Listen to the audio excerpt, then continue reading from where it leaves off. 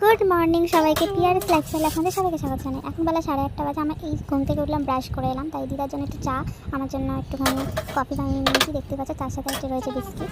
আমি একটু চায়ের সাথে হবে একটু বিস্কিট ডুবিয়ে খেতে ভালোবাসি। দেখতেই পাচ্ছি। গুড আফটারনুন বন্ধুরা, তোমরা কেমন আছো? আশা করি সবাই ভালো আছো।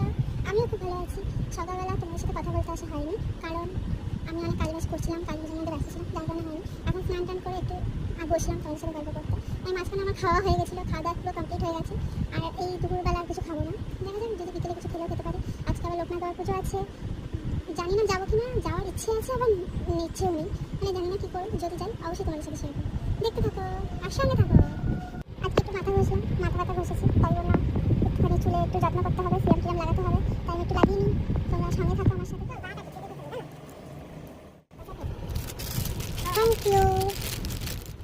আজকে তো লোকনাথ বাবার পুজো, তোমাদের কাদের কাদের লোকনাথ বাবার পুজোতে ইনভিটেশন ছিল বা কাদের বাড়িতে ছিল প্লিজ জানিও। আমার বাড়িতে তো লোকনাথ বাবার পুজো হয় না, আমার মাসির বাড়িতে হয়। মাসির বাড়িতে ছোট্ট করে এরকম ছোট্ট মতো একটা লোকনাথ বাবা আছে, তার মাসি তার পুজো করে।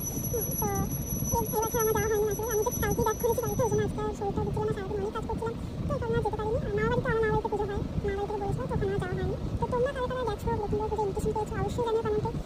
কাদের বাড়িতে হয়েছে সেটা কমেন্টে জানিও। আর আমার ভিডিওটা কোথা থেকে দেখছো সেটা কমেন্টে জানিও প্লিজ। আমার মা এখন বাড়িতে আসছে, রিয়াল খাবার এটা আমার রাতের ডিনার। এখন এটা আমি খাবো। এতক্ষণ ধরে আমি করছিলাম, এখন আমার মা ধরেছে খুশি আর ও নিয়ে, যে এতক্ষণ আমি ঠিকঠাক করছিলাম, যেই মা আসছে সব গন্ডগোল হয়ে গেছে।